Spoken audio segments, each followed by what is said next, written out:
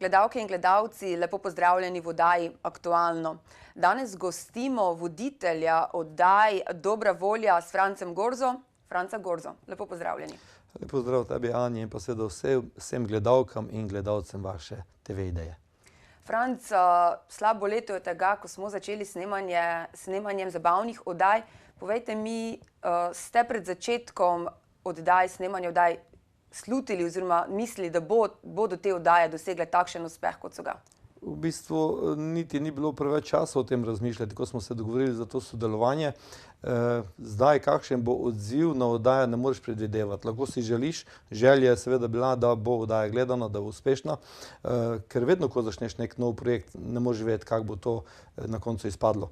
Mislim, da po vsem tem, kar se je zgodilo, da smo lahko zadovoljni tako televizija Ideja, kot tudi jaz sam. Oddaja je gledana, ljudje so zadovoljni, odmevi, odzivi so dobri, tako da mislim, da smo šli v dobro smer. Moramo povedati, da je oddaja v času predvajanja najbolj gledana oddaja na vseh lokalnih televizijah v Sloveniji. Že ste omenili odziv ljudi, verjetno dobivate tudi kakšne osebne čestitke, osebna pisma, mogoče ženske, kako je s temi oboževalkami? Ja, tega je res veliko, preko omrežij, preko telefona, pa ne samo čestitke, dobivam tudi napotke, tudi kako kritiko sprejmem. Recimo stilistka nam je pisala, gledajte, gospod Gorza, bilo bi fajn, če se tam malo tako, pa potem bi bilo fajn od ene frizerke, če se nam vidi malo glava, mislim čelo, da ni prekrito, pa bi bilo fajn, če se še malo. Dobival sem napotke, dobival sem stvari, ki sem jim vzel včasih tudi zelo resno.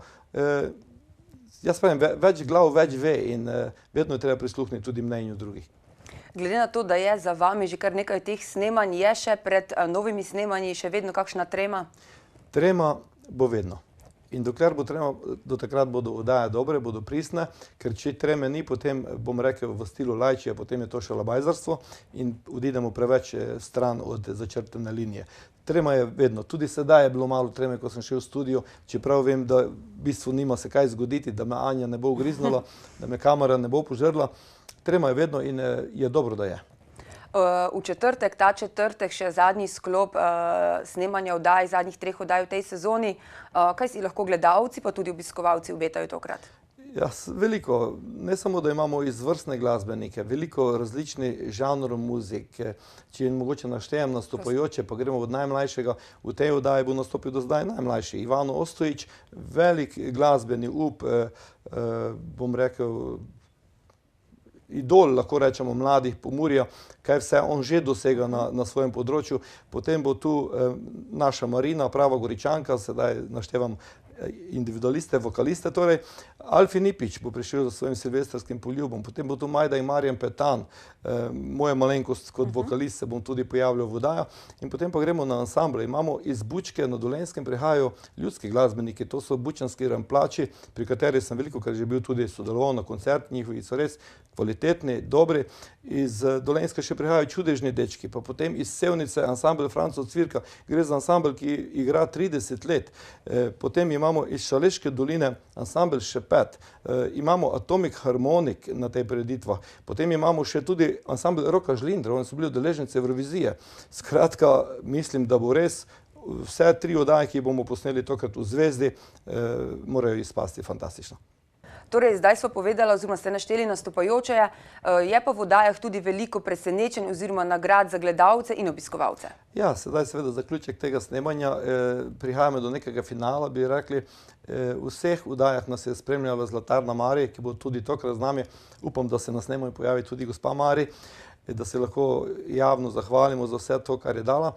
Torej, prstani zlati bodo izžrebani. Se pravi, vsaki oddaja spet prstan, 3 zlati prstani bodo izžrebani. Potem je tu naš generalni sponzor Ideatel, na Slovenski ulici 45. Bodo tokrat podarili pametni telefon Samsung Galaxy 3, Xcover 3. In nekdo ga bo prejel. Vsi vi, ki ste pisali dopisnice ali pa ste se udeleževali žrebanj, bo nekdo izmed vas prejel ta pametni telefon. Potem marsikaj se bo še dogajalo.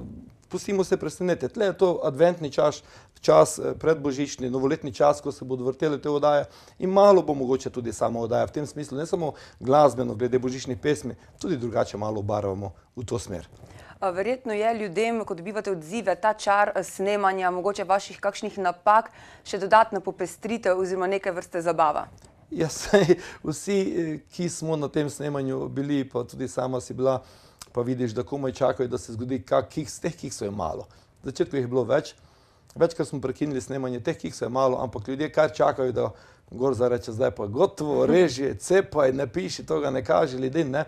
Zgodijo se zadeve, napake se zgodijo in to je čar snemanja. Saj potem vi, gledalci, vidite na televiziji končni izdelek, ampak tam se zgodi marsikaj. Zato je lepo priti na snemanje. Če mogoče samo še poveva, kaj pa Franc Gorza trenutno počne v svoji glasbeni karieri poleg snemanja teh oddaj na naši televiziji? Vprašanje, glasbena kariera, služba, familija, vse skupaj bi povedal tako, da sem kar zmatran in komaj čakam, da pride novo leto mimo, da si potem po novem letu vzame kak teden dopusta, da greva ženo mogoče za 3 dni neke toplice.